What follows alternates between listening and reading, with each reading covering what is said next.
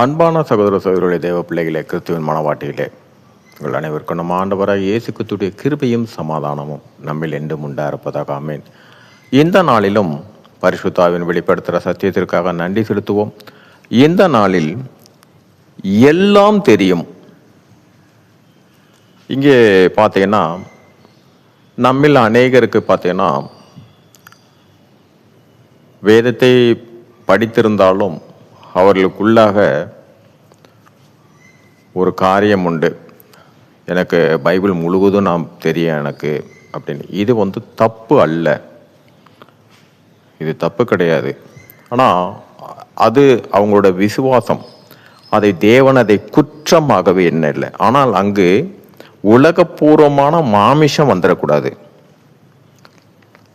ஆவிக்குரிய பார்த்தீங்கன்னா என் ஆண்டவராக இயேசு கிறிஸ்து எனக்குள்ளதான் இருக்கிறாரு, அது ஒரு விசுவாசம். உலகப்பூர்வம் பார்த்தீங்கன்னா எனக்கு எல்லாம் தெரியும் என்பது பார்க்கும்போது அங்கே என்ன ஆகும்னா, மாமிசம் உள்ள வந்துருச்சுன்னா, அந்த மாமிசம் வந்தால் அது அகங்காரமாயிரும். அது உலகப்பூர்வமாக அது தலைக்கணம் சொல்கிறோம் இல்லையா, அது ஆயிரும். அப்படி அல்லாமல் ஆவிக்குரிய ஒரு காரியத்தில் தேவன் என்னோடு இருக்கிறாருன்னா அவங்க வெளியே எந்த இடம் காட்டிக்க மாட்டாங்க, வெளியே சொல்ல மாட்டாங்க. இது நான் குற்றமாக சொல்லலை, இது அவங்களோட விசுவாசம். இங்கே வார்த்தை என்ன சொல்றதுன்னு பார்த்தீங்கன்னா, 1 கொரிந்தியர் 8ஆம் அதிகாரத்தில் 2ஆம் வசனம், ஒருவன் தான் ஏதேனும் ஒன்றை அறிந்தவன் என்று எண்ணி கொள்வானானால் ஒன்றையும் அறிய வேண்டிய பிரகாரமாக அவன் இன்னும் அறியவில்லை.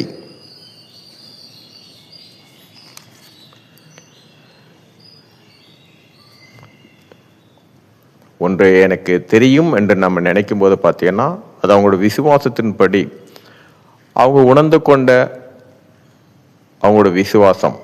ஒவ்வொருக்கும் ஒவ்வொரு விசுவாசம், அது அளவுகள் மாறும். இங்கே பார்த்தீங்கன்னா அந்த விசுவாசத்தில் அவங்களுக்கு இருக்கிற விசுவாசத்தில் எனக்கு தெரியும்.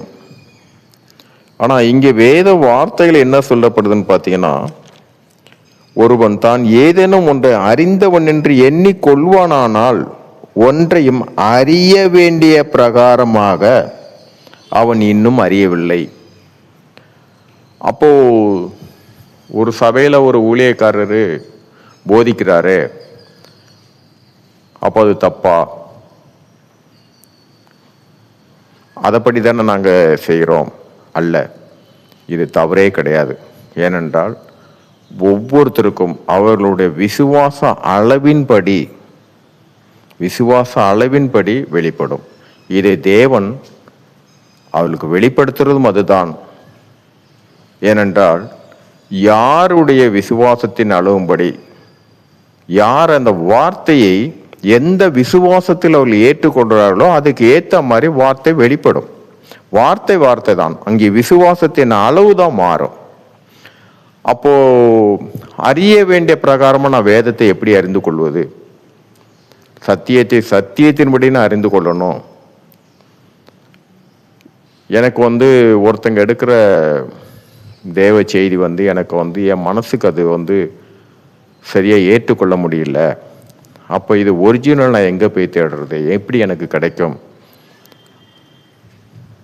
இங்கே பார்த்தீங்கன்னா அதே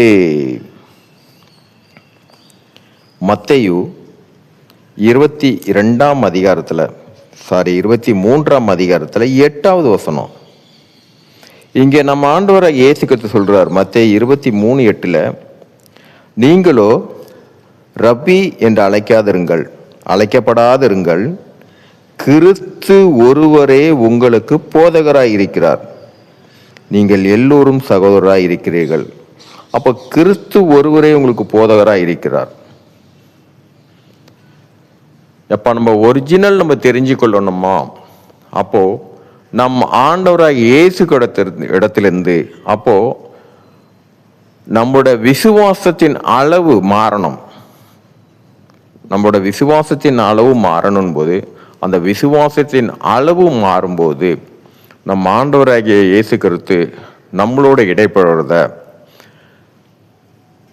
நம்ம அப்போ உணரலாம். ஆனாலும் உணர்ந்தாலும் நாம் மற்றவர்களிடத்துல அது தற்பெருமையாக நம்ம பேச மாட்டோம். நம்ம சாதாரணமாக பேசுறதா இருக்கும், ஆனால் தேவ சத்தியம் அங்கே வெளிப்படும். அதனால் ஒவ்வொரு அளவின்படி, இப்போ ஒரு சபையில் ஒரு ஊழியக்காரர் ஒரு வார்த்தையை எடுத்து போதிக்கிறார்னா, ஒவ்வொரு இடத்துக்கு ஏற்ற மாதிரி தான் தேவன் அந்த சத்தியத்தை வெளிப்படுத்துவார். இப்போ ஒரு இடத்துல பார்த்தீங்கன்னா அங்கே இருக்கிற ஒரு சூழ்நிலையான ஒரு இடமா இருக்கும், ஒரு நடுத்தர வர்க்கங்கள் இருக்கிற ஒரு இடமா இருக்கும். அந்த இடத்துல அவங்க சத்தியத்தை எப்படி சொன்னா அவங்களுக்கு ஏற்றுக்கொள்வான்னு தேவன் அதை ஆவியானவர் அந்த இடத்துல அப்படி வெளிப்படுத்துவார். இன்னொரு இடத்துல ரொம்ப ஏழைகள் இருப்பாங்க, அந்த இடத்துல போயிட்டு அவங்களுக்கு எப்படி வெளிப்படுத்தணுன்றத பரிசுத்த ஆவியானவர் அதை வெளிப்படுத்துவார். அதே மாதிரி நன்கு தேர்ச்சி அடைந்த விசுவாசத்தில் கூடி இருக்கிற ஒரு தேவனோட ஆலயத்தில் அங்கே எப்படின்னு பார்த்தீங்கன்னா வார்த்தைகள் அதுக்கு ஏற்ற மாதிரி பரிசுத்த ஆவி வெளிப்படுத்துவார். ஆனால் வார்த்தை ஒன்றுதான். இப்போ அதே நல்ல ஒரு எல்லாம் வேதத்தில் நன்கு அறிந்தவர்களிடத்தில் போயிட்டு அவங்களுக்குள்ள வேடை கொண்டு போய் புதிதாக ஒரு புதுசாக ஏழைகள் இருக்கிற அந்த இடத்துல போய் இந்த சத்தியத்தை போதிச்சோம் என்றால் அங்கே அவர்களுக்கு எதுவும் உணரவே முடியாது. எல்லாவற்றையும் இது நடத்துறது எல்லாமே பரிசுத்த ஆவியானவர் தான். ஆனால் சத்தியம்தான். நம்மளோட விசுவாசம் எந்த அளவுக்கு இருக்குதோ அதுக்கு ஏற்ற மாதிரி சத்தியத்தின் வெளிப்பாடும் இருக்கும், ஆழமாக இருக்கும். சரி, இந்த நாளுக்காக பரிசுத்த வெளிப்படுத்துகிற சத்தியத்துக்காக நன்றி செலுத்துவோம். இந்த காரியத்தின் மூலம் எல்லாவற்றிலும் மூவரிலும் ஒருவராக இருக்கிற தேவனே உம்முடைய நாமம் ஒன்றுக்கே மகிமை உண்டாதாக. ஆமென்.